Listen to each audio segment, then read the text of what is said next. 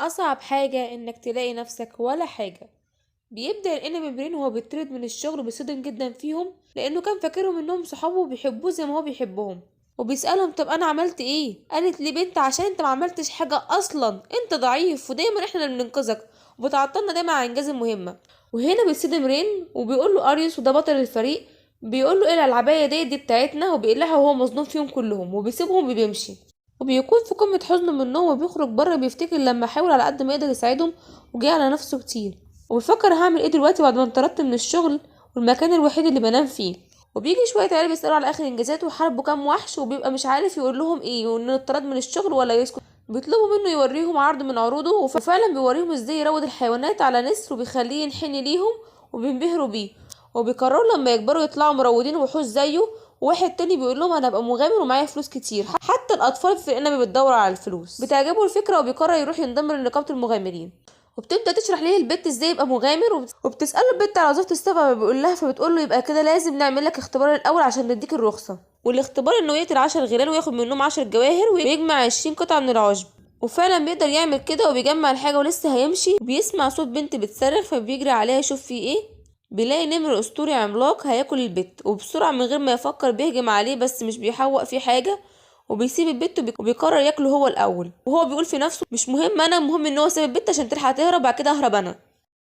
بس بيتفاجئ لما يلاقي البت قامت وطارت في السماء وهجمت على النمر بدل ما تهرب وبتقدر تقضي عليه من اول ضربه، وبيستغرب هي قويه كده ازاي. وبيركز فيها بيلاحظ انها مش بشريه، دي فصيله مهدده بالانقراض اسمها روح القطه. وبيلاحظ ان النمر اختفى والبت هيغمى عليها وبيلحقها ولسه بيسالها انتي كويسه، بتقول له انا كويسه بس هموت من الجوع مش قادره. ولحسن الحظ ان هو كان واخد معاها اكل في المهمه وبيديها الاكل وبتشبع وتبقى اخر روقان. بيسالها اسمك ايه وايه اللي جابك هنا، بتقول لك كاندي. وبتقول له احنا عايشين بين الجبال عشان مهددين بالانقراض بس حياتنا ممله جدا، انا بحب الاثاره والمغامرات فقررت اسيبهم وادور على الاثاره لوحدي، بس لحسن حظي اني قابلتك وانقذتني. وبيتمشى معاها رين وبيرتاح ليها وبيقرر يحكي ليها على كل اللي حصل ليه. تعصب لما يحكي ليها بس لما بيهدى وبيقول لها انه نسي خلاص بتهدى هي كمان.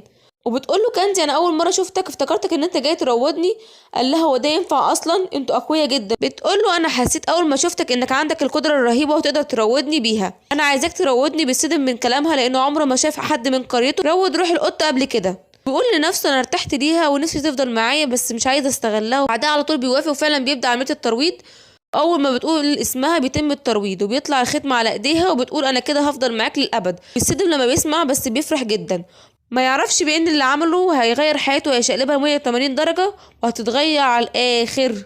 بيروح النقابه وبيدي البت الحاجات اللي جابها من المهمه والبت بتديله الرخصه وكمان مكافاه ليه، بس بيقول هنام فين دلوقتي واللي معاه مش مكفي اصلا. وبتيجي كاندي وبتهنيه على قبوله وهي متحمسه جدا. هما بيتكلموا في واحد من النقابه بيشوف كاندي وبيقرر ان هو ياخدها من رين لانها عمله ثمينه وهو ضعيف مش يستحقها. بس البت بتتعصب وبتقول انا عامله اتفاقيه مع رين وانا مستحيل اسيبه. والراجل بيقول ده ضعيف جدا انا اقوى منه. بتقول له انت اللي ضعيف، رين اقوى منك بمراحل. بيقول لها اذا كان كده خليه ينافسني واللي يكسب ياخدك. رين بيبقى عارف ان هو ضعيف قدامه بس بيقول انا لازم احميها وابذل اقصى ما عندي عشان خاطر ما اعرضهاش لخطر مع حد حيوان زي ده. وفعلا بيلعب رين ولحظه ايه ده ايه ده في ايه، فشخ ايد الراجل بيبص لايده كده باستغراب ايه اللي حصل. بتقول له كاندي بعد الاتفاقيه اللي ما بيننا بتحصل على قوه زي قوتي بالظبط ويمكن اكتر كمان. بيتصدم وبتيجي البت تعتذر ليهم وبتقول له النقابه عارفه بافعاله هيطرد قريب وتبقى غيرانه على رين وبتاخد الراجل وبتمشي. بيروح رين وكاندي يكملوا المهام وهما هناك بتسمع كاندي صوت صريخ وبيروحوا يشوفوا في ايه. بيلاقي عصابه خطيره مشهوره مثبته راجل عجوز وعايزه تاخد منه اللي معاه وتقتله. كاندي بتقوله ده خطيرين جدا بس رين بيقول احنا لازم ننقذه. وبتفرح كاندي جدا وبيهجموا على العصابه وبتروح كاندي تطمن على العجوز وبيقدر رين يخلص عليهم كلهم. وكاندي بتبقى مركزه جدا مع رين وشكلها بدات تقع في دباديبه وهتقول زفونا على بيت حبيبي قريب. وبيجي رين يطمن عليهم وبيلاقيها حمرا. بيقول لها حد اذاك؟ قالت له لا لا خالص. امال مالك؟ قالت له انا كويسه حتى اهو، وقعدت تتنطط. وبتساله ازاي قدرت تخلص عليهم كلهم من غير سلاح. قال لها انا مروض وحوش وكان لازم اتعلم فنون القتال عشان خاطر اروض الوحوش ومش يأذيني ولا اذيهم. بيروحوا يسالوا العجوز ازاي تسافر لوحدك كده يا عم الحاج. بيقول لهم انا كان معايا 3 حراس بس الله يسامحهم اول ما شافوا العصابه هربوا بسرعه وسابوني. وبيقول لهم انتوا كمان لازم تهربوا بسرعه من هنا عشان خاطر العصابه دي كبيره جدا واي حد بيتعرض ليهم بيقتلوه على طول. بيقرر بقى عمنا رين بدل هما اللي يجولي انا اللي هروح لهم. وبيقول كمان عشان خاطر ما يأذوش العجوز معانا. كاندي بتصدم منه وبتقول له هتقدر عليهم ازاي يا عم، دول اكتر من 100 فرد. بيقول لها انا عندي خطه ما تقلقيش، مخطط لكل حاجه. بيروح على المخبأ ورين بيروض نحله وبيقول لها هاتي اخواتك وتعالي بقى. بتيجي النحله هي واصحابها وبنعرف انها نوع من انواع النحله وقرصك قرصه يخليك مشلول لمده 12 ساعه. بيقول لك كاندي تروح المدينه وتجيب مساعده وفرسان وتيجي تقول له خلي بالك من نفسك. بيقول لها ما تخافيش، لو حسيت بالخطر ههرب على طول. يا سلام، جالي نص الجدعنه. وبنروح للثلاثه اللي هربوا من حمايه العجوز، وبيطلعوا 2 من فريق اللي اتطردوا رين، ومنهم البت المستفزه اللي قالت لين تعديم الفايده، والتاني مره بترمي فشلها على المراود الوحوش اللي معاها وبتقول له انت فاشل، مروض سنجاب واحد بس عشان يمسح الغابه، انت على الاقل المفروض تروض لنا 10. الواد بيصدم بيقول لها ازاي يا عم الحاجه انت، انا ما بقدرش، ده احنا اقوى واحد فينا واكبر واحد فينا هو اخره 2، ده حتى بيأثر على الجهاز العصبي بتاعنا. بتقول فعل بالها ازاي، ده رين كان بيروض اكتر من 20 حيوان في نفس الوقت وبكل بساطه كمان، ومن كتر فشلها بتقول له انت اللي هتشيل الليله كلها. بيقول لها بس ده هيأثر على سمعتي. بتقول له هتشيلها ولا اعذبك واللي معايا تشفيك نرجع نموتك تاني ولحد ما تجيب اخرك وتشيل برضو الليله. الواد بيترعب وبيطلع يجري منهم. في الوقت نفسه بيكون رين روض ال100 نحله علشان خاطر ترس ال100 شخص، وفعلا بيتخدروا مكانهم، وكاندي بتجيب الدعم وبتيجي وبيبدأوا في يشيل أفراد العصابة ويطلعوهم بره. ومرة واحدة بيسمعوا صوت وحش بيكسر القفص وبيهجم عليهم.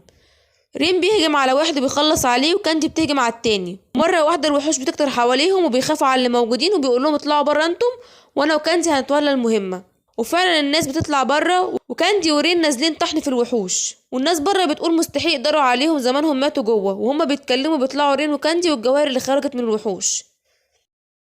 وهنا الناس بتحييهم، ورين بيكلم نفسه بيقول انا من يومين كنت فاشل في نظر الجميع ودلوقتي الناس بتحييني وبتشجعني، كل ده بسببك يا كاندي. وبيروح يشكرها، وطبعا كاندي بتفرح جدا، ما احنا دايما بنحب نسمع الكلام الحلو. وبعد ما بياخدوا المكافأة رين بيدور على مكان يباتوا فيه، والست اول ما بتشوفهم بتقوله مفيش غير غرفة واحدة بس، وبتاخدهم ليها بالعافية. ورين اول ما بيدخل الغرفه مع كاندي بيبقى مكسوف منها وبيقرر ان هو يطلع ينام بره في الغابه، بس هي مش بتوافق وبتقول له انا وانت خلاص بقينا اصحاب. بيقول لها ما ينفعش تثق في الناس بالسرعه كده، احنا مش بقالنا غير اسبوع عارفين بعض. قالت له انا بثق فيك لانك شبهي ومش طمعان فيا عكس الناس التانية، وبعدين انت مولاي ومستحيل اسيبك تنام بره. وبيقرر ينام معاها. اول ما بيدخل على السرير بينام على طول، واما كاندي بقى عماله تبص عليه وتلفلف عليه وهو نايم وبتسرح فيه، وبتفتكر الناس اللي قابلتهم في حياتها وقد ايه كانوا طمعانين فيها وفي قوتها، عكس رين خالص اللي عاملها كأنها بشرية زيه ومش بيستغلها. وبيعدي اسبوع هما بيكملوا مهمات مع بعض، وبتيجي مهمة قوية للنقابة وبتقول له عليها البت، وبيستغرب بيقول لها ازاي دي اعلى من فئتي. بتقول المهمة دي لأي حد ومكافئتها 5 جواهر. وطبعا صاحبنا عشان مش مادي خالص بيقرر يوافق على طول اول ما بيسمع الرقم. وبتقول له في وحش غريب واقف على الجسر ومانع اي حد يعدي وعمال يهزم في الناس، والحمد لله محدش مات. وبيروحوا هم على الجسر يدوروا على الوحش، وفجأة بتلاقي كاندي تنين طاير في السماء، وبتصدم هي ورين. وبينزل التنين على الجسر وبتحول بنت جميلة، بتقول لهم شكلكم أقوياء وهتسلى معاكم شوية، أنا اسمي تانية شبيهة التنين. وبتعرف كاندي إنها روح التنين وإنها قوية جدا وجاية عشان تتدرب، وبتقول لرين الكلام دوت. ومرة واحدة بتهجم البت على رين وهو بيصدها على آخر لحظة، وبتقوله بداية مبشرة إن الضربة دي قضت على نص اللي قابلتهم. وبتهجم عليهم تاني بقوة النار، ودير كاندي بيولع وبتزعل عليه وبتقرر تنتقم منها وتروح تضربها، بس الاتنين بيبقوا قوتهم متقاربة، وبيقرر لين في اللحظة ديت إنه يهجم عليها، وبتقدر تصد ضربتهم وبتطيرهم في السماء وبتنفخ فيهم النار عشان تقضي عليهم خالص. بس هما بيقدروا يهربوا من الهجوم ده. ورين بيقول لكندي اشغليها بس 3 دقايق وبعد كده سيبها لي. بتروح فعلا تشغلها وتقول لها انه بيخطط ليها وجاي، وفعلا بيرجع ليها بعدها وبيقول لكندي ارتاحي انت بقى. بتقول له قررت تقتلني اخيرا؟ قال لها لا انت هتقتليهم هما. وبيهجم عليها شويه طيور بيفضلوا يعضعضوا فيها. بتقول له انت فاكر ان شويه الطيور دي تقدر تهزم روح التنين؟ قال لها لا بس تقدر تعمل كده. ولسه بتكمل كلامها بتلاقي نفسها على الارض. بيقول لها طارت بيته ولا عضه منه بتقدر تخدر الجسم كله، وهي بتستسلم على طول. بيقول لها بسرعه كده، بتقول له مش قادره احرك صباع واحد. بيقول لها انا هاخدك معايا عشان نتكلم شويه. في الاول مش بتوافق وفي الاخر بتوافق، وبياخدها معاه النقابه وبيقول للبنت انه هزم الوحش. بتقول انا كنت متوقعه كده منك وهصرف ليك المكافاه اول ما نتاكد من صحه كلامك. وبتساله مين دي؟ بيقول لها بشريه متنكره في زي تنين مش اكتر من كده. ولسه البنت تعرف نفسها، بيكتب نفسها وبياخدها ويمشي. بياخدها للغابه وبيقول لها ما تعرفيش على نفسك تاني وما تعرضيش نفسك للخطر تاني ولا تعملي اللي انت عملتيه على الجسر ده تاني، وفي بلده بعدنا روحي عيشي فيها بسلام ما تاذيش حد معاكي تاني.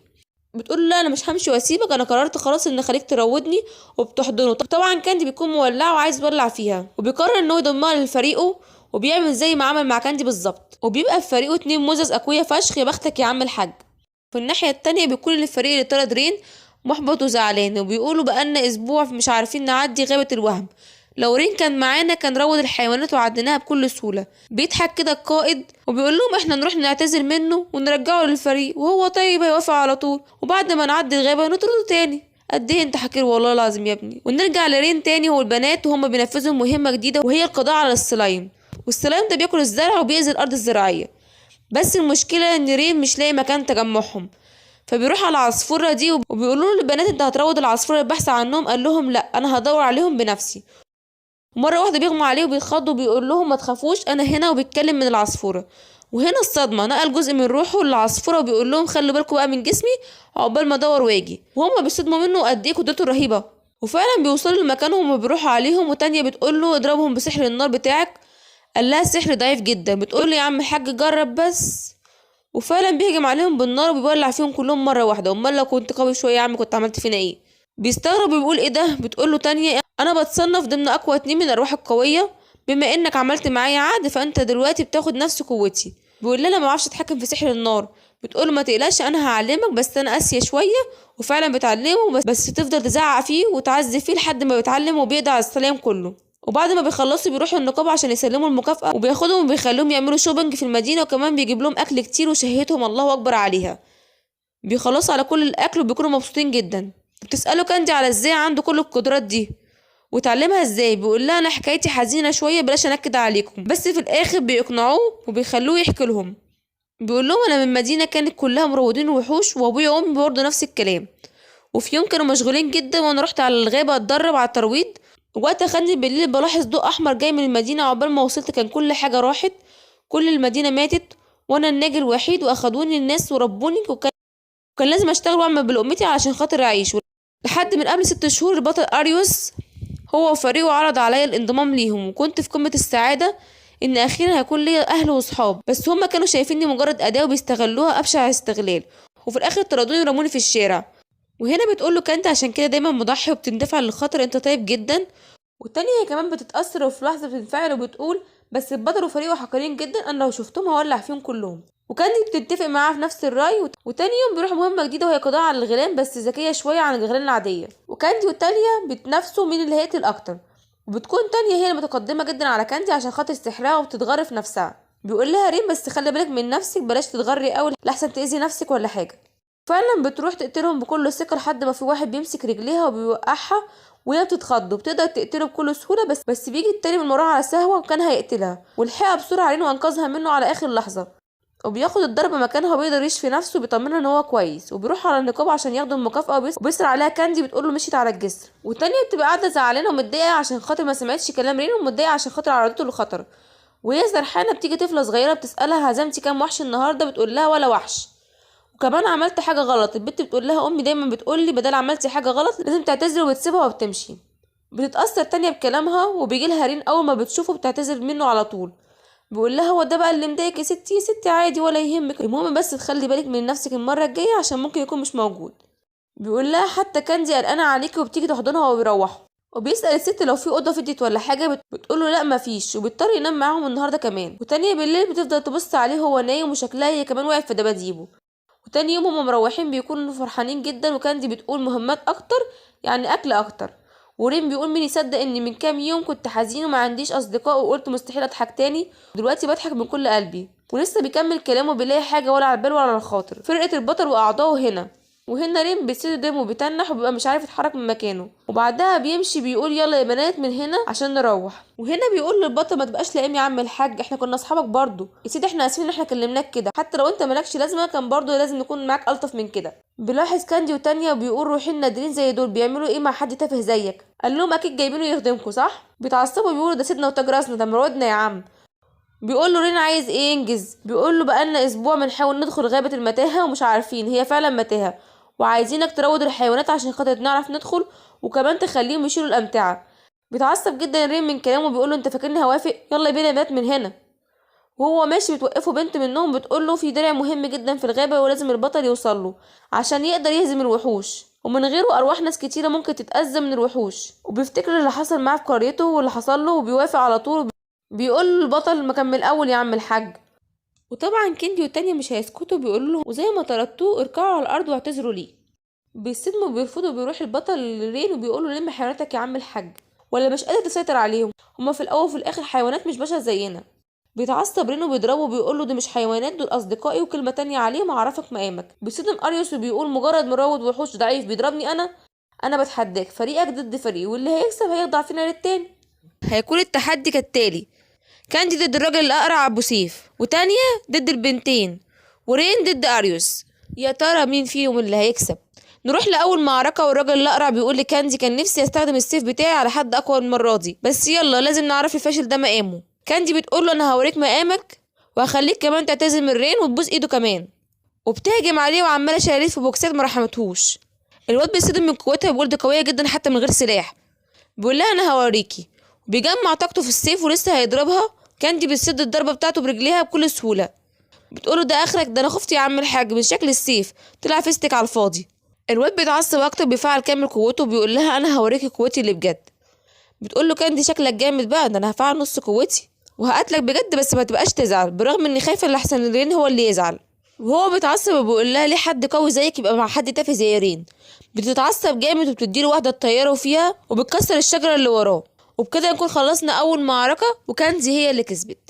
بنخش على تاني معركة ونروح لتانية وهي بتقول لهم كان نفسي احارب البطل ده واعرفه مقامه، بس يلا خلي رين يعرفوا مقامه وانا امر الله هحاربكم، اهجموا عليا بقى بكل قوتكم. بيتعصبوا جدا من كلامها وبيبداوا يهجموا عليها بكل التعويذ، بس كل اللي هي اللي بتعمله بتحرك صباعها بس وبتلغي كل التعويذ. وهنا البنات بتصدم من اللي هي بتعمله وبتضحك جدا وبتقول نفسي تشوفوا تعبير وشكم دلوقتي عامله ازاي. اتعصبوا البنات اكتر وعملوا تعويذ اكبر، بس ولا اي اندهاش، مجرد ما تطرقع صوابعها بتلغي كل شيء.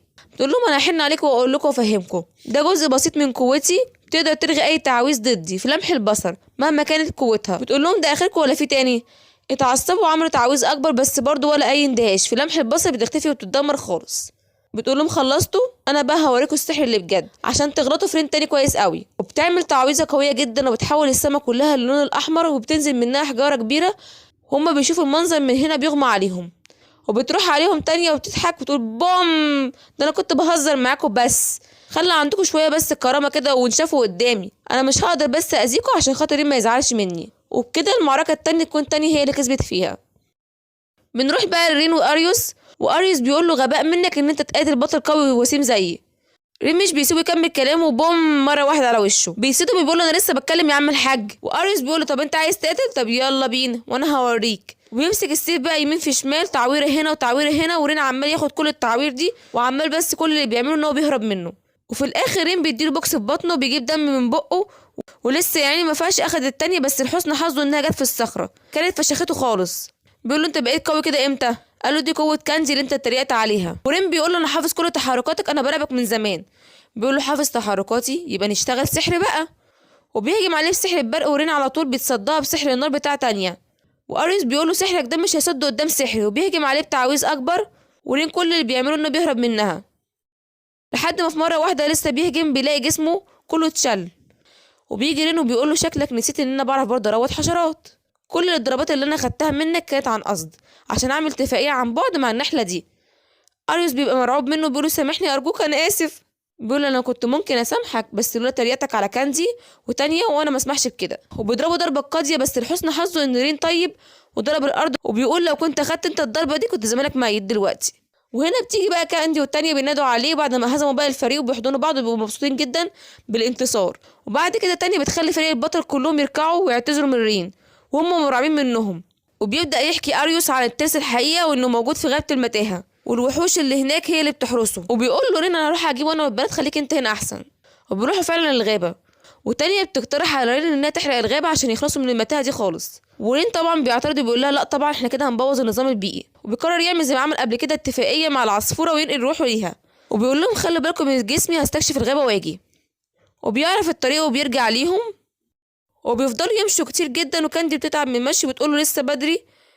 بيبص كده بتصدم لما بتشوف الحاجة اللي حطته علشان خاطر يعرفوا الطريق الرجوع، يعني هم كل ده رجعوا نقطة البداية. رين بيقول انا متأكد اني مشيت صح، وتانية بتقوله سيب الطلعة دي عليا، وبتستخدم سحرها عشان تعرف ايه اللي بيحصل، والتعويذة بتاعتها بتاخدهم للشجرة دي.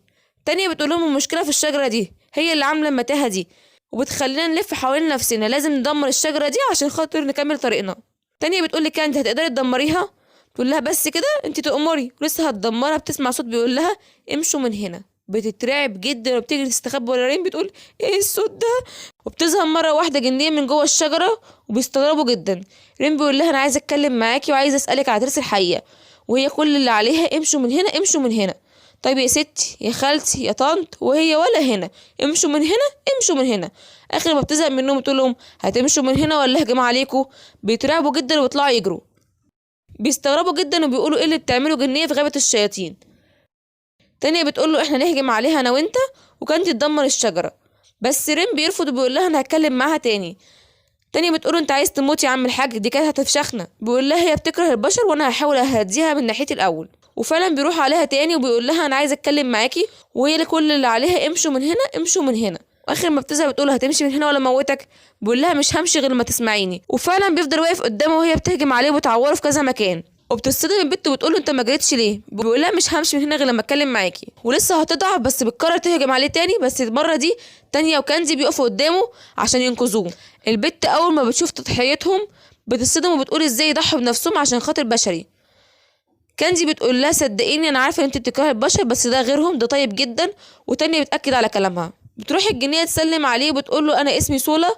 بيقول لها وانا اسمي رين. واخيرا رين بيقدر يقعد معاها وبيحكي ليها على كل حاجه وعن الترس الحقيقه وعن البطل وعن الشياطين. بتقول له الترس ده في قريتنا، قريه الجنيات، احنا اللي بنحمي الترس من زمان، وانا مش هقدر اخليكم تدخلوا من الحاجز اللي انا عاملاه، انا اللي اروح اجيبه واجي.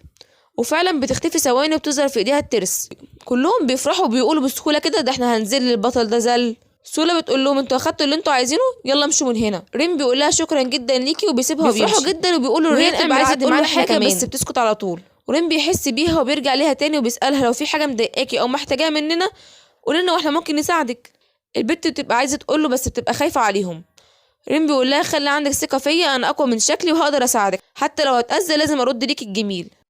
سولا بتتأثر بكلامه وبتحكي ليها ان عندها اخت توأم اسمها رونا، وهي شخصيتها مختلفة عنها بس هي بتحبها جدا ما تقدرش تستغنى عنها. وبتحكي ليه وبتقول له احنا كنا بنحمي الحاجز انا ورونا، ومرة واحدة بيهجم علينا وحش من جيش ملك الشياطين وهجمنا عليه بكل قوتنا بس ولا حاجة أثرت فيه، فرونا ضحت بنفسها وأنقذتني من الوحش وهو أخدها عنده أسيرة، وأنا هربت للملك الجنيات عشان خاطر يساعدني ونرجعها. فاتصدمت لما لقيته بيقول لي دي غلطتكم انتم من الأول، وكويس ان القرية والحاجز ما تأذوش، نضحي بفرد عشان خاطر بقية القرية تعيش. هو عنده حق بس انا ما اقدرش اعيش من غير اختي واسيبها محبوسه. رين بيتاثر وبيمسح دموعها وبيقول لها ما تقلقيش انا وعدك اني هرجع لك اختك. بتفرح جدا وبتفضل تعيط. وبعد كده بتحكي ليه سولا عن الوحش وبتقول له انه مديها مهله لحد المغرب، لو ما شالتش الحاجز هيقتل اختها. رين بيقول لها خليكي انت هنا احمي الحاجز واحنا هنروح نحرر اختك ونيجي وثقي فينا. وفعلا بيروح على الوحش وبيبان عليه انه قوي جدا، ورونا بتكون متعلقه جنبه بسلاسل. بيستغلوا ان الوحش مش واخد باله وبيضربوه بسحر تانية بس مش بيتأثر بأي سحر. وبتروح كاندي بعدها تضربه هي ورين بس الوحش قوي جدا مش بيتأثر فيه حاجة. وبيسألهم انتوا جايين تعملوا ايه هنا؟ فكاندي بتبص على رونا فبيعرف انهم جايين عشان خاطرها وبيهجم عليها عشان يموتها، بس تانية بتلحقها على اخر لحظة وبتطير بعيد عنه. وبتكون دي خطتهم اصلا من الاول ان هم يشتتوه لحد ما تانية تاخدها. والوحش بيتعصب جدا وبيبدأ يطيرهم بعيد عنه. وهنا رين بيستغل الفرصة وبيروض النحلات عشان خاطر يشتت انتباهه لحد ما يعمل تعويذة جديدة على كاندي، وهي اطلاق عنان القوة، بمعنى هيخلي كاندي تستخدم ضعف قوتها مرة واحدة. وبيقول لها انا عايزك تضربيه ضربة واحدة بس، وفعلا بتضربه الضربة القاضية وبتخلص عليه خالص. بعدها بتيجي تانية وهي معاها رونا وبتطمنهم انها مغمى عليها بس. وبتسأل رين على التقنية الجديدة، بيقول لها كالعادة تعويذة اتعلمتها في القرية بتاعتي. كاندي بتفرح جدا انهم هزموا الوحش وبتفضل ترقص رقصة النصر، فرفوشة قوي كاندي دي. ورونا بتفوق وبتسألهم انتوا مين، بيحكوا ليها على اختها وبياخدوها عندها. وسولا ورونا بيحضنوا بعض وبيفضلوا يعيطوا. وبتروح سولا تشكر رين وبتقول له مش عارفة ارد جميلك ده ازاي. وبتيجي رونا تهزر وبتقول اكيد ساعدتها عشان معجب بيها، صح صح صح. بتتكسف جدا سولا وبتطلع تجري وراها. وخلاص رين بيودعهم عشان يمشي، بيعرفوا ان هما كمان هيمشوا من هنا لانهم مش قادرين يسامحوا اهل القرية عشان يتخلوا عنهم، بس هما مش عارفين يروحوا فين بسبب انه بقالهم كتير ما خرجوش من هنا. فكانتي بتقول لهم خلاص انضموا لفريقنا بقيادة رين. بيوافق رين بس بيبقى مش عارف ازاي يعمل عقد مع الجنيات، عمره ما شاف حد عمل كده قبل كده. تانية بتقول له يا عم انت جامد بس حاول كده في الذاكره ممكن تلاقي تعويذه كده ولا كده. وفعلا رين بيجرب تعويذه، نجح كان بها، ما نجحش يبقى ملهمش نصيب، بس حظهم ان العقد بينجح وبيقدر يضمهم لفريقه. يا ابن المحظوظه يا رين كوش انت بس على كل المزز والاقوياء. وبيبقوا مبسوطين جدا.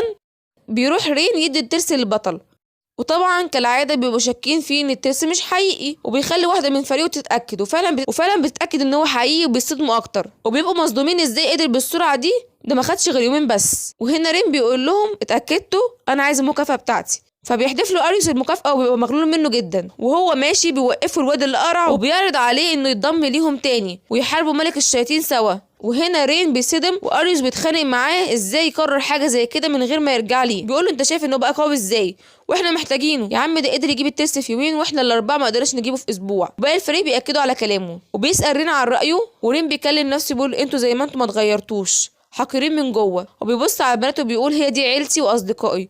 فالبنات بتمد ايديهم ليه وبيقرر يمشي معاهم ويرفض. الواد بيقول له انت بترفض المجد والشهره؟ انت عارف يعني ايه تبقى في فريق البطل وتحارب ملك الشياطين؟ ورين بيقول له مش بقى انتوا بالشهره والمجد، انا مش عايز منكم حاجه، انا مش عايز غير دول. وبيروح على البنات على طول. طبعا يا عم الحاج لازم تروح على البنات. وباقي الفريق بيبقى هيتجننوا منه ازاي بقى كده وبيرفضنا كمان. وعمنا اريوس بقى الغل والحقد واكله عشان كف اللي اخده منه وعايز ينتقم منه ويقتله. وبيرجع بعد كده رين وبنات على المدينة بعد ما خلصوا المهمة وبيروحوا ياكلوا. وسولا ورونا بيعجبهم الأكل جدا. ورين بيقول لهم أنا خدت مكافأة كبيرة من أريوس، عايزين تصرفوها ازاي بقى؟ تقترح عليه تاني إنه يجيب سلاح لنفسه عشان خاطر يقدر يحميهم، وبتعجبه الفكرة جدا. وبيروحوا على الحداد وبتبقى سولا ورونا خايفين جدا من البشر لأنهم بقالهم فترة ما شافوهمش وفي بينهم عداوة قديمة. وبيوصلوا للحداد وبيبقى كاره نفسه وبتخاف منه البنات جدا. وبيفضل يدور رين على سيف كويس بس مش بيلاقي حاجة عاجباه. وبيدخل عليهم واحد عايز سيف قوي بفلوس كتير جدا وبيديله الحداد سيف وبيمشي. بس رين بيتضايق جدا وبيروح يسأل الحداد هو ليه اداله سيف ضعيف جدا. الحداد بيفرح جدا اول ما بيسمع كده لانه يقابل اخيرا حد بيفهم في السيوف. وبيبدأ يحكي ليه ان السيوف دول زي عيالي، بعملهم بكل حب، بس الناس مش بتفهم في السلاح، هم عايزين الشكل وبس. اول ما بيزهقوا من الشكل بيرموه وبيدوروا على غيره، وده بيضايقني جدا. رين بيقوله طب انا عايز سيف قوي جدا، وبيوافق الحداد ان هو يعمل له السيف. وبعدين بيقوله بس انا المادة اللي بعمل منها السلاح مش معايا دلوقتي. بيسأله رين طب اجيبها لك ازاي؟ بيقوله انا عندي منجم وارثه عن عيلتي، بس كل ما اروح ادور مش بلاقي فيه المادة دي، وشاكك ان في حرامي بيسرق المادة دي.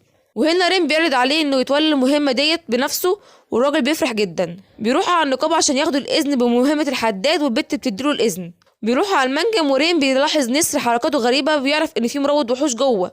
وهم لسه بيتكلموا بيلاقي اتنين خارجين يدوروا عليهم، وكاندي وتانية بيقوموا بالمهمة.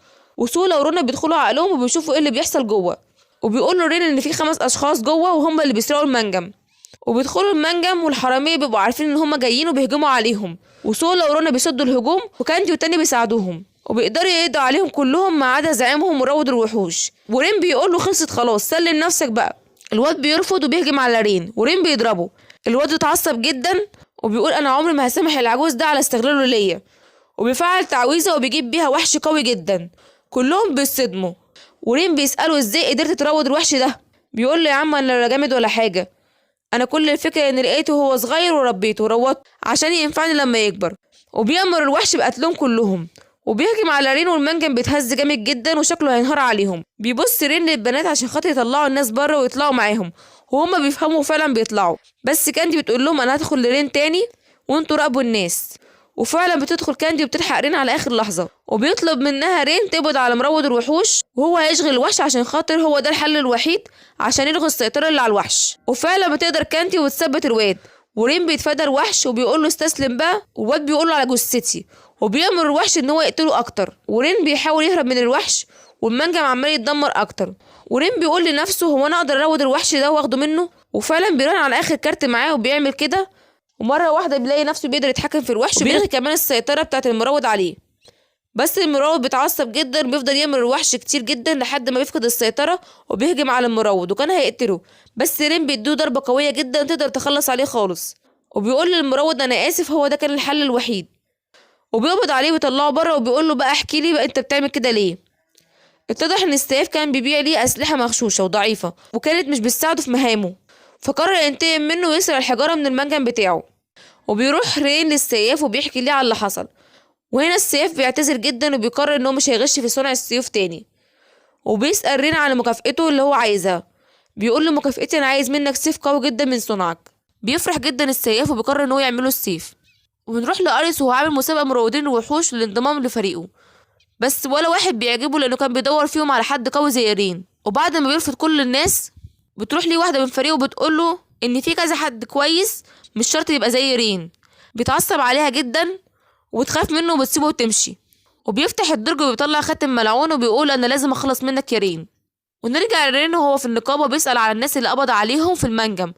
بتعرفوا البت انهم اتحبسوا. بيزعل عليهم جدا وبيخرج يشوف سولا ورونا. اول ما بيشوفوه زعلان بيحاولوا يهونوا عليه ويقولوا ده جزائهم وبيخففوا عنه شويه. بياخدهم رين وبيمشي وبيجيب ليهم اكل وبيكونوا مبسوطين جدا بالاكل. وبيسالوا رين عن قوته اللي اكتسبها بالتعاقد معاهم. بيقول لهم انه مش اكتسب حاجه لسه. بيزعلوا جدا بس رين بيهون عليهم ويطبطب على دماغهم. بيفرحوا جدا وبيمشوا مبسوطين. بس للاسف السعاده دي مش بتدوم للابد. فجاه بينده عليهم ابن الحاكم وبتعجبه سولا ورونا جدا وبيسالهم عن اسمهم. فبيقولوا له اسمهم ايه وبيقول لهم انتوا من النهارده بتوعي انا. بيصدموا جدا وبيقولوا ده ازاي يعني. وهنا رين بيتدخل بيقول له انت مين وعايز منهم ايه. بيقول له انا ابن الحاكم الامير وسولا ورونا عاجبني جدا وانا اللي يعجبني باخده بالعافيه. سلمهم بقى ليا واتقي شري.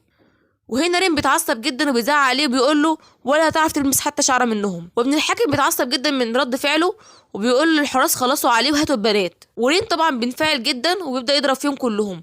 والامير الحقير لما بيشوف قوه رين بيخلي الحراس يثبتوا كل السكان وبيقول لرين هتسلمهم ولا اقتل كل دول. وهنا رين بيصدم جدا وبيبقى مش عارف يعمل ايه. لو انت مكان رين كنت هتعمل ايه؟ تسلم البنتين عشان ما تاذيش اهل القريه ولا كنت هتاخد البنتين وتطلع تجري؟ وهنا رين بيصدم وبيقول ازاي تعمل كده؟ هتضحي برعاك كده عشان خاطر نشوتك مش اكتر؟ بيقولوا دول كلهم مجرد عبيد عندي وانا حر فيهم. وهنا رين بيصدم وبيبقى مش عارف يعمل ايه وعمال يفكر في اي تعويذه تساعده في انقاذ اهل المدينه وفي نفس الوقت ما يسلمش سولا ورونا.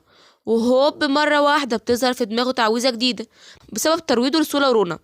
وهي تكرار التعويذه اكتر من مره وفي اكتر من مكان. ايه الحلاوه دي يا ولاد؟ وبيضرب الجنود كلهم بالنار. وبيروح لابن الحاكم الحقير وبيهزقه وبيقول له لو شفتك قريب ليا تاني او لاي حد من المدينه هرسم لك على وشك الجميل دوت خريطه. الواد طبعا بيخاف على وشه الجميل وبيطلع يجري. وهنا سولا ورونا بيشكروه جدا وبيحسوا انهم فعلا اختاروا صح. واهل المدينه كمان بيجوا يشكروه ويمدحوا فيه. لحد ما جت ست كبيره كده في السن وبتقول له انت تشكر يا ابني كل حاجه على شجاعتك بس لازم تهرب من المدينه هنا بسرعه. لان الحاكم ده ابنه الوحيد واي حاجه نفسه فيها مش بيأخرها عليه. حتى راعياه اي واحده فيها بتعجبه بياخدها بالقوه بيتعدى عليها وبيعذبها وبيذلها كمان وفي الاخر بيرميها عنده شغاله ويدور على غيرها. ده حتى بيرشي يا ابني الفرسان عشان خاطر ما يشتكوش عليه. وطبعا عرفنا الواد طلع حقير وزباله كده لمين. اذا كان الاب فاسد الابن هيكون عامل ازاي؟ بيروح بعد كده رين على البيت وبيقابل كاندي وتانيا وبتحكي لهم سولا ورونا على اللي عمله رين وقوته. بيفرحوا جدا بس تانيا بتتعصب جدا وبتقول لازم نولع في الحقير ده بالقصر بتاعه كمان. بس رين بيقول لها دي كده يا عم الحاج دي فيها اعدام. وبيقول لها احنا ممكن نسيب البلد ونروح اي حته تانية عشان محدش فيكم يتاذي. بس البنات بيقولوا احنا حبينا البلد جدا وحبينا اهلها. حتى سولا ورونا اللي ما بيحبوش البشر حبوا اهلها جدا. ولما رين بيشوف حب بات للبلد بيقرر يساعد اهل المدينه كمان ويشتكي على الحاكم وابنه عشان خاطر ينضف البلد دي منهم خالص. وبنروح لابن الحاكم الحقير وهو بيكون متعصب جدا ان في حد قدر يقف قدامه وبيدي قائد الفرسان رشوه كبيره جدا وبيقول له غطي على اللي حصل النهارده وبيقول له ليك 3 كمان زيها لو قتلت رين وجبت لي البنات. بيوافق القائد جدا وبيسيبه وبيمشي. وهنا بقى الحقير بيمسك جرس في ايده وبينادي على بنته بيقول لها ادخلي. واول ما بتيجي البنت بيفضل يضرب فيها ويعذب فيها ويطلع فيها كل عصبيته ويعيني عليها البت كل اللي بتعمله تفضل تعيط. بنروح لرين بعد ما بيروح على نقابه الفرسان عشان خاطر يعمل في الحاكم وابنه شكوى. البنت اول ما بتعرف ان هو جاي يعمل شكوى في الحاكم ما بتكتبش حاجه وبتصدم جدا. وهنا بيجي من وراه شويه فرسان حقيرين كده بيقولوا له يا عم ده كان سوء تفاهم صغير واتحل خلاص ولا انت عايز تتبلى على ابن الحاكم ده على فكره دي فيها اعدام. وهنا رين بيصدم جدا لان حتى الفرسان مظبطين مع ابن الحاكم. بيطلعوا بره النقابه ورين بيكون متضايق جدا لان كده مفيش قدامهم حل خالص غير ان هم يمشوا ويسيبوا البلد. كده مش هيقدر رين يساعد اهلها كمان. وهم ماشيين بتظهر ليه فرسانه وبتعتذر ليه جدا عشان خاطر الفرسان كلهم مظبطين ومفهمش حد كويس. كلهم مرتشيين وخونه ومفيش غيرها هي وشويه بنات بس هم اللي كويسين في النقابه دي كلها. وشكل البنات بتحب تساعد رين قوي وبتيجي كمان تطلب منه مساعدته وبتقول له عشان خاطر اقضي على كل الفساد دوت وارجع للنقابه هيبتها ومكانتها. طبعا رين اول ما بيسمع الكلام ده بيخاف جدا لحسن تكون فخ ولا حاجه.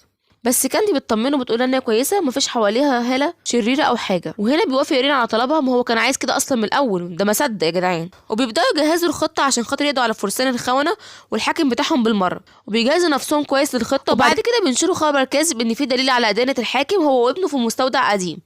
وطبعا الفرسان الخونه اول ما بيعرفوا بيجروا على المستودع عشان خاطر يخلصوا على الدليل. وطبعا دي كانت خطه رين من الاول.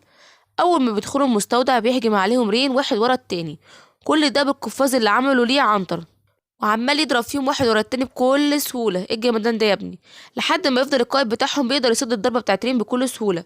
وهنا بتتدخل ستيلا الفرسانه وبتقول له سيبهولي انا بقى، انا اللي هنال شرف موته على ايدي. طبعا رين بيوافق على طول، وبتروح على القائد بتاعها وبتواجه بكل فساده. بيقول لها الشرف في الزمن ده ملهوش مكان يا بنتي، وبيهجم عليها. بيخاف عليها جدا رين، بس هي بتتعصب اكتر وبتبقى صعبانه عليها انها تقتل القائد بتاعها على ايديها، وفعلا بتقدر تعملها وتقتله وتسيطر على النقابه. بنروح لابن الحاكم، واول ما بيسمع الخبر بيتعصب جدا وبيفضل يضرب في البت الغلبانه يعني اللي عنده، وبيقول لها هو مش هيعرف يوصل ليا، انا معايا 1000 حارس شخصي ولا هيعرف يلمسني. ومره واحده بيظهر قدامه واحد لابس عبايه على الشباك وبيقول له لا هيعرف يوصلك بكل سهوله، محدش هيدمر حياتك وياخد منك كل رفاهيتك ديت غير واحد بس اسمه رين، وهيدخلك السجن انت وابوك ويسيطر هو كمان على البلاد. كل ده هيحصل الا اذا انت منعته وقفت قدامه. وبيحدف ليه خاتم وبيقول له دي اداه ملعونه بتقدر تقتل اللي قدامها بكل سهوله. اول ما بياخد ابن الحاكم الخاتم بيفرح جدا وبيظهر عليه الحقاره اكتر، وبيبص على الراجل اللي على الشباك بيلاقيه مشي. وبنروح للبنت اللي الامير عمال يضرب فيها وهي عماله تعيط وتفتكر ذكرياتها وهي قاعده في السجن، وبتدعي ان اي حد يجي ينقذها. وهنا بتحصل المعجزه، ستيلا والجنود على باب القصر عشان خاطر يقضوا على الحاكم وابنه، ومعاهم كمان كاندي وتانيا. وبتأمر الحراس ان هم يفتحوا ليهم الباب، بس الحراس بترفض تدخلهم ليهم، وبينادوا على بقيه الحرس عشان خاطر يمنعوهم، وبيبقى انقلاب شامل. ايه ده كله؟ ده جيش يا عم الحاج مش حرس. والامير كان مطمن عشان عدد الحراس كبير جدا ومحدش هيقدر يقرب منه.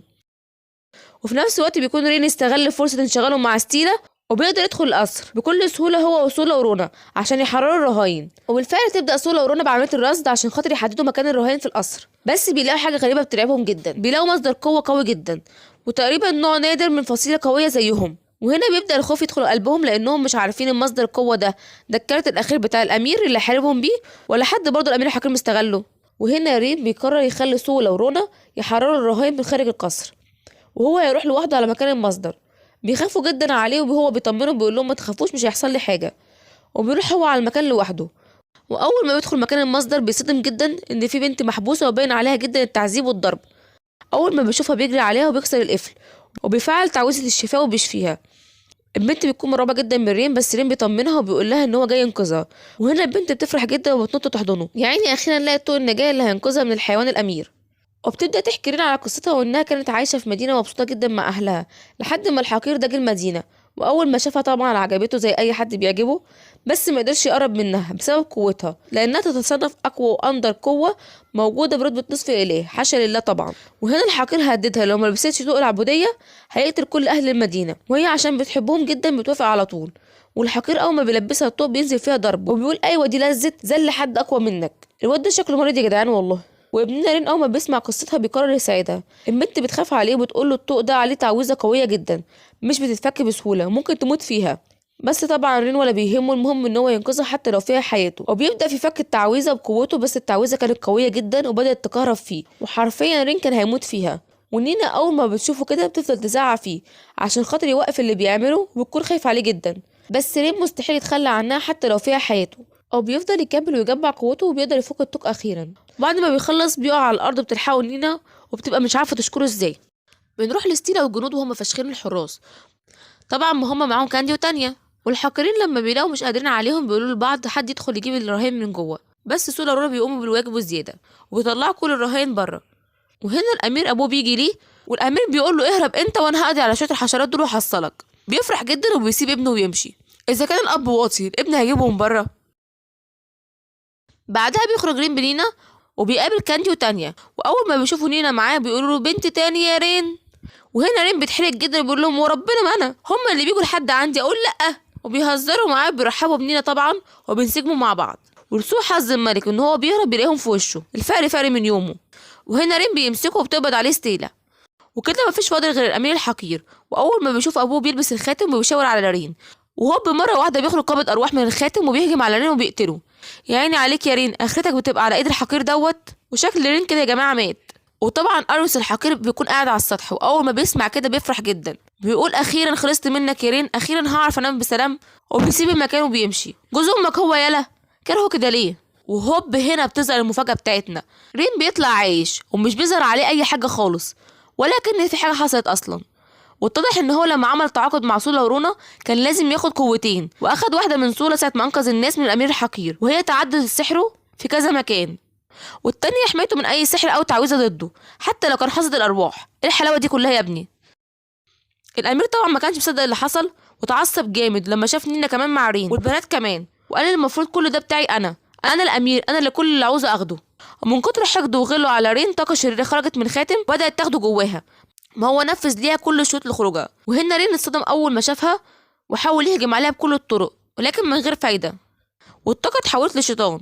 ورين جاله صدمه من اللي شافه، ده الشيطان اللي دمر قريته قبل كده وموت ابوه وامه، وشكلها هتولع خالص. الشيطان اول ما بيشوفهم بيقول لهم انتوا بس اللي موجودين؟